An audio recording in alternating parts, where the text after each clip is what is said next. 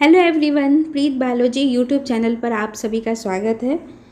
आज की वीडियो में हम लोग स्टडी करेंगे माइस्थीनिया ग्रेविस के बारे में। ठीक है, माइस्थीनिया ग्रेविस क्या है? ये एक डिजीज़ है। कैसी डिजीज़ है? It is a chronic auto immune neuromuscular disease. Auto immune disease का मतलब जब हमारा ही इम्यून सिस्टम हमारे अगेंस्ट काम करने लगे, ऐसी डिजीज़ को ऑटो इम्यून डिजीज़ कहते हैं। तो माइस्थीनिया ग्रेविस एक ऑटो इम्यून डिजीज़ है। न्यूरोमस्कुलर डिजीज़ मतलब है कि यहाँ पर कुछ प्रॉब्लम आ जाती है नर्व्स और मसल्स के बीच में, कम्युनिकेशन जो इनके बीच में होता है वहाँ पे कुछ प्रॉब्लम आ जाती है, जिसकी वजह से क्या होता है, वो प्रॉब्लम क्या आती है हम अभी पढ़ेंगे। लेकिन उस प्रॉब्लम के आने से जो स्केलेटल मसल्स हैं उनमें वीकनेस आ जाती हैं। वो स्केलेटल मसल्स जो कि हमारे बोन से जुड़ी हुई होती हैं, जो कि हमारे आर्म्स और लेग के मूवमेंट के लिए रिस्पॉन्सिबल होती हैं, जो कि ब्रीदिंग के लिए, सांस लेने के लिए मतलब हमें अलाउ करती हैं, जो इनमें रोल प्ले करती हैं स्केलेटल मसल्स, उनमें वीकनेस आ जाती हैं इस डिसऑर्डर में। ठीक है, इनको और आसान शब्दों में समझें तो इसमें क्या होता है, myasthenia gravis causes muscles under your voluntary control to feel weak, get tired weakly. तो इस डिजीज़ में क्या होता है कि मसल्स जो होती हैं वीक हो जाती हैं और बहुत जल्दी थक जाती हैं। ठीक है, कोई भी काम करेंगे, थोड़ा चलेंगे थक जाएंगे, सांस लेंगे थक जाएंगे, है ना, उनमें भी मतलब प्रेशर पड़ेगा कहीं ना कहीं, आपको एनर्जी कम उसमें महसूस होगी, जिसको भी डिजीज़ होगी। इसमें होता क्या है कि नर्व्स और मसल्स के बीच में जो कम्युनिकेशन है वो ब्रेक डाउन हो जाता है। ठीक है, कैसे होता है अभी आगे मैं बताऊंगी, पहले सिम्टम्स भी और जान लीजिए। तो इसमें आर्म्स लेग की मसल्स वीक हो जाएंगी, डबल विजन होगा, ड्रूपिंग आईलिड्स होंगी, आईलिड जो है वो क्या होंगी, पलक जो होती है झपक के मतलब झपकी हुई रहेंगी, प्रॉब्लम्स विथ स्पीकिंग, भाई जो हम बोलते हैं उनमें भी तो मसल्स का रोल होता है, जॉ की मसल्स का, तो जब वो भी क्या हो जाएंगे, वीक हो जाएंगी, तो बोलने में प्रॉब्लम होगी, चीविंग करने में प्रॉब्लम होगी, है ना, खाने को स्वेलोइंग में प्रॉब्लम होगी, सांस लेने में प्रॉब्लम होगी। ये जो डिजीज़ माइस्थीनिया ग्रेविस होती है, इन पेशेंट में भी क्या होता है, ये खाना अभी पूरा खाए भी नहीं रहेंगे, आधा खाना खाए रहेंगे तब तक वो थक जाते हैं। ठीक है, उनको चबाने, अब वो चबा ही नहीं पाते हैं क्योंकि उनकी मसल्स इतनी वीक हो जाती हैं। इसी वजह से इस डिजीज़ में मेन वीकनेस ही हो जाती है मसल्स की। ठीक है, ये जो डिजीज़ है किसी भी एज को हो सकता है और ये ज़्यादा कॉमन होता है जो महिलाएं 40 साल से कम की होती हैं, और अगर पुरुष 60 साल से ज़्यादा हैं, मेन 60 ईयर्स से ज़्यादा हैं और विमेन 40 ईयर्स से कम की हैं, उनमें ये डिजीज़ ज़्यादा देखने को मिलती है। होने को तो ये किसी भी एज में हो सकता है। ठीक है, तो मैंने सिम्टम्स के बारे में आपको क्या बताया कि इसमें आई की मसल्स वीक हो जाएंगी, ड्रूपिंग ऑफ वन और बोथ आईलिड्स हो जाएगी, इस कंडीशन को टोसिस बोलते हैं, टोसिस। डबल विजन होगा जिसे बोलते हैं डाइप्लोपिया, ठीक है, या डिप्लोपिया, डिप्लोपिया बोलेंगे।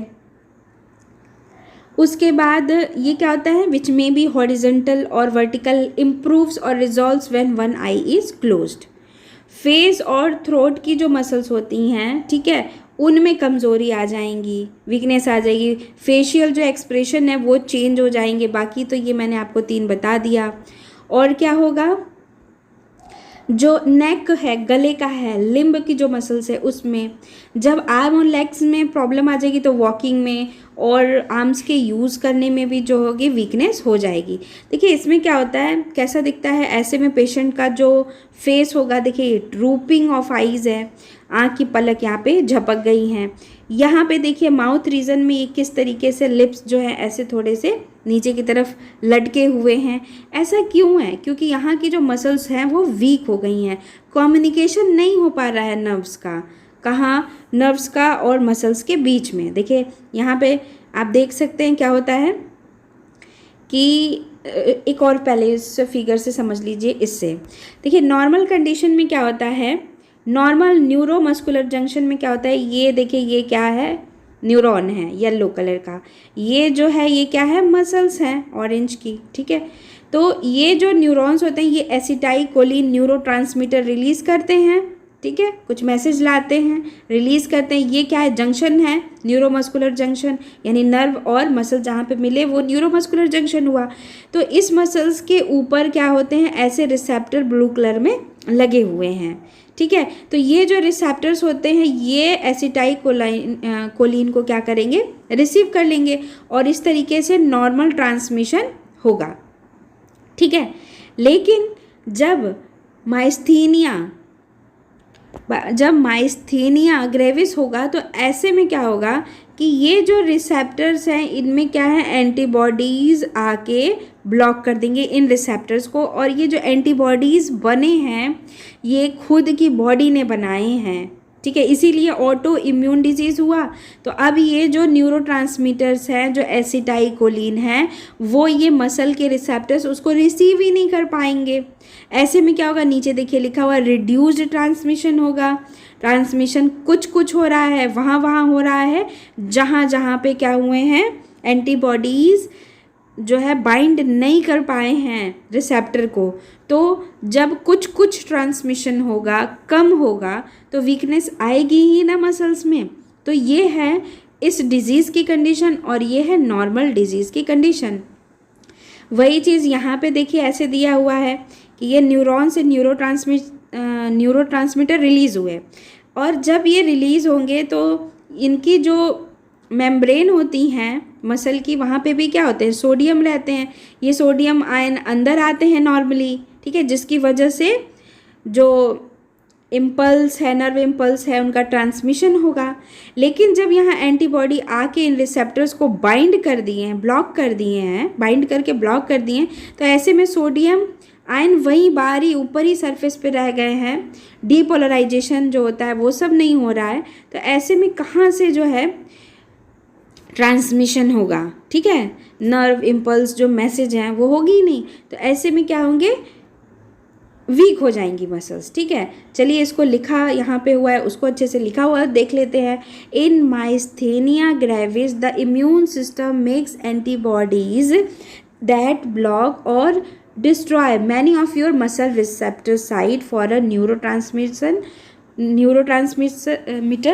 called acetylcholine। तो इसमें क्या होते हैं, जो इम्यून सिस्टम होते हैं वो एंटीबॉडीज़ बनाते हैं जो कि मसल के रिसेप्टर साइट को, वो रिसेप्टर साइट जो ट्रांसमीटर के लिए है और एसिटाइलकोलिन के लिए है, उनको ये ब्लॉक कर देंगी, कुछ रिसेप्टर्स को या डिस्ट्रॉय कर देंगी, ठीक है। अगर एकदम से ब्लॉक कर दें तब तो मूवमेंट ही नहीं होगा, पैरालिसिस हो जाएगी। अगर कुछ ब्लॉक करेंगे तो वहाँ वीकनेस पाई जाएगी। With fewer receptor sites available your muscles receive fewer nerve signal. अगर कुछ है रिसेप्टर तो कुछ नर्व सिग्नल मिलेंगे, और वही क्या है, वीकनेस है। यहाँ पे एंटीबॉडीज़ क्या करती हैं, जो बन रही हैं खुद की बॉडीज से इस डिजीज़ में। Antibodies also can block protein called muscles specific receptor tyrosine kinase. ये क्या है, एक प्रोटीन का नाम है जिसको शॉर्ट में मस्क बोलते हैं। ये प्रोटीन को ही क्या करता है, ये एंटीबॉडी बाइंड कर देता है, और बाइंड कर देगा तो ब्लॉक हो जाएगा वो side. This protein helps for the nerve impulse junction, ठीक है। ये प्रोटीन हेल्प करती है नर्व मसल जंक्शन में। Antibodies against this protein can lead to myasthenia gravis. अब ये जो एंटीबॉडी इस प्रोटीन के अगेंस्ट बनी है, यही माइस्थेनिया ग्रेविस को क्या करती हैं, कॉज करती हैं, ठीक है। उनके लिए यही रिस्पॉन्सिबल है। तो ये डिज़ीज़ में मैंने आपको ये बता दिया ऐसा ऐसा करके होता है। इसका क्योर नहीं है, कोई ख़ास इसकी कोई मेडिसिन नहीं है। ऐसा नहीं है कि किसी मेडिसिन से इसको ख़त्म किया जा सके। हो सकता है कि कुछ जो सिम्टम्स हैं वो कुछ टाइम के लिए दिखें, कुछ टाइम के लिए कम हो जाएं, लेकिन रहेगी ये डिज़ीज़।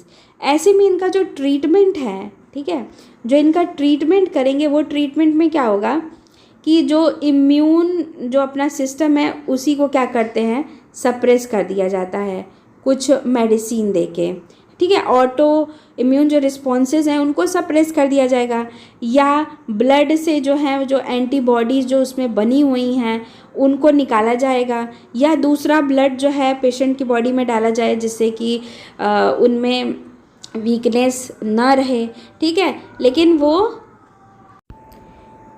बहुत लंबे टाइम तक इसका कोई ट्रीटमेंट नहीं है जो किया जा सके। और सीवियर कंडीशंस में क्या होता है कि वेंटिलेटर पे भी पेशेंट को जाना पड़ता है। मतलब अगर जो मसल्स जो हैं उनमें इतनी वीकनेस आ जाए कि उसको सांस लेने में दिक्कत हो, तो ऐसे में वेंटिलेटर पे, इमरजेंसी पे वेंटिलेटर पे भी आना पड़ता है। ठीक है, तो ये जो न्यूरोमस्कुलर डिजीज़ थी ये आपको बहुत अच्छे से समझ में आ गई होगी। और भी डिजीज़ हम लोग स्टडी करेंगे जो एग्ज़ाम में पूछे जाते हैं। ठीक है, अगर आपको वीडियो पसंद आई तो इसे लाइक ज़रूर कीजिए, शेयर ज़रूर कीजिए और सब्सक्राइब ज़रूर कीजिए। इस वीडियो को पूरा देखने का आप सभी का बहुत बहुत धन्यवाद। Bye bye.